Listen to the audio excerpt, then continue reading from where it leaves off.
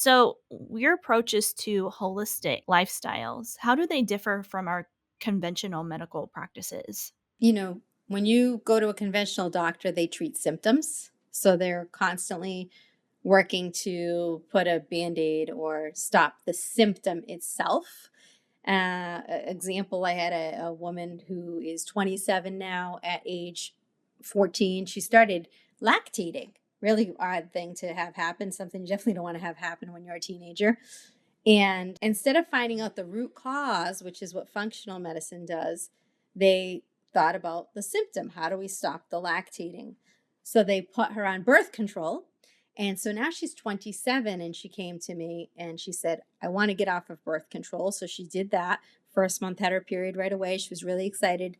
Now that it's been 3 months, she's lactating again. Can you believe it? All like Wow. 13 years later, because they never got to the root cause. So conventional medicine looks at the symptom and treats symptoms, where functional medicine looks at you might not even ever know what the root cause is, but we look at where are all the disconnects and the healing opportunities. We feed the body with information and do the things based on those healing opportunities that pop up. And then the body innately will say, well, this is most important to fix first, then we'll do this, then we'll do that, as opposed to saying, okay, we're going to put you on this medication, or we'll like suppress that. But then another thing pops up and another thing pops up, and and then you get into this cycle of trial and error, I guess, and it can be very frustrating for people. You also talked about the FDN approach. Would you mind going more in depth with that? Sure. Yes, I love FDN. So FDN has a acronym that they use for their approach. It's dress, like a dress that you put on. And those are the foundational pieces, the fingers, I say. When someone comes to me and they're so eager, like, run all the labs and I want all the supplements, I tell people, no matter what the labs say, you have to go back to these foundational FDN principles. Sometimes you got to double down on them. When clients come to me and they're like, I was feeling good, now I'm not. Well, let's look at the foundational principles, which are diet. So again, all the things we talked about with nutrition and blood sugar, rest. So are you getting your 6 to 8 hours sleep? Are you unwinding before bed? Are you resting when your body needs it? Rest is not just the sleep at night. It is the things you were saying about feeling that you can't go to the gym today and you give yourself permission to not go to the gym today, making your nervous system feel safe. All of that is under rest. Exercise, are you doing the appropriate exercise given where you're at today?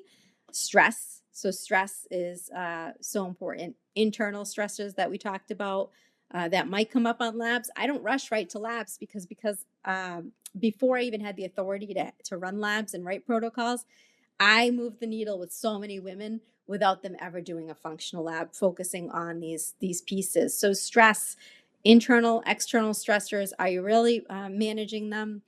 And then the last S of dress is supplements. And again, we only use supplements if they're targeted specifically to something that's going on in that person through a lab. How do other lifestyle factors, such as our careers and stress, affect our hormonal balance? hmm Well, it's really interesting because I tend to attract what I used to be. I think that is the case for a lot of us. We attract like, and I used to always run on achievement, recognition, all of that stuff. I could handle it all. I had loose boundaries.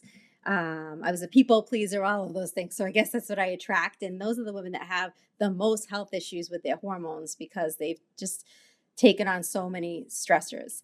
And what I have found is that the universe, God, spirit, whoever you believe, brings these women to me for the physical healing. So they're coming to me saying, I don't feel well, I'm overweight, I can't sleep, I have hot flashes. But the person they leave is totally different because I get to share my experience with them of how I too used to run myself into the ground. And we are seeing more and more burnout with women these days than ever because society has changed. Yes, we have a lot more opportunities and flexibility, but we've also taken on a lot more than we used to take on.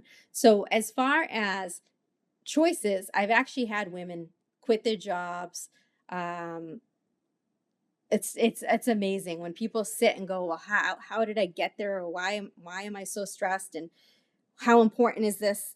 long term and my health, what's it going to do to my health? So many people through just the conversations, I don't tell them, oh, quit your job. I mean, there's a lot of these women are, executives and doing very well. But I plant the seed for them to think about where they are and is this the path they want to continue on? Is there something else they can be doing? What's holding them back? What are those limiting beliefs? What do they believe about themselves? How much do they love themselves? All of that comes into play. So I have had people leave and in good faith with God, universe, spirit, and gotten better positions with more flexibility and what they needed to support their stress and health. And I've had women who they're not going to do that, right? They're like, I have this position, I'm the breadwinner, or I'm doing really well. I work to create this career. I'm just not doing that. And they have their kids.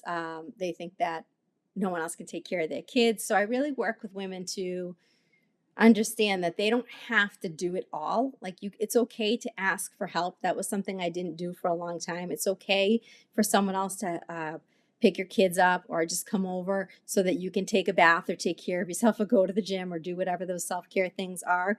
We don't have to be the sole provider for our children. That's something that I find a lot with women. Significant others, are they communicating with their significant other about their needs? I think a lot of women just stuff it down like, oh, I can just do it all. But how about the responsibility of partnership and communicating that? And I don't fault the partner because sometimes the partner's like, well, they just keep doing it all. Like this independent woman, right, is just doing it all. They don't need my help.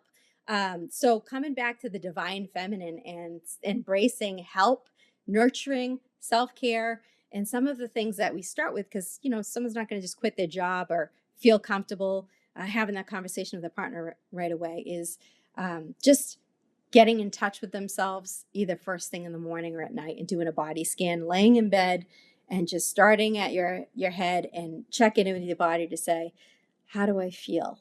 And listening to those messages that come back to us. And we can either ignore the messages, they're real. Like they're real. You can either ignore it and then the universe, I say, will just keep hitting you over the head with the same thing until you get it. Or we can say, this isn't working anymore. This isn't working anymore. And it might not be the full fledged, like I'm quitting this job, but it might be, I'm a huge manifester. And I really do believe in the power of your thoughts and what you put out there. But you might just start thinking like something, whether it's prayer or you just put out there like, what you want. Like I need something that's going to provide me this income, but it's less hours or I can work from home or whatever. Once you start to plant that seed out there, it's coming. So a lot of people are afraid to do that, but it's so powerful. So it might just start with, what do I want? Like asking yourself, what do I want? Writing it down, journaling it, thinking about it, the body scan every day. And, each week just saying like, what's one thing that I have to let go of this week? Because women are just so overburdened with to-do lists and people that they just keep saying yes to. One of my favorite sayings is when you say no to someone else, you're saying yes to yourself. We just keep saying yes, yes, yes, I can do that too. And I can do this. So those are some of the places that people can at least start to care for themselves. Self-care is so important and it's not selfish. And many people just have run out of that fight or flight place for probably their whole life. Well, Dee, it was lovely having you on. Where can we find you? Yes, my website is confidentlyloveyourself.com. And I also post just about daily on Instagram, confidently_love_yourself, as well as my podcast, Confidently Balance Your Hormones.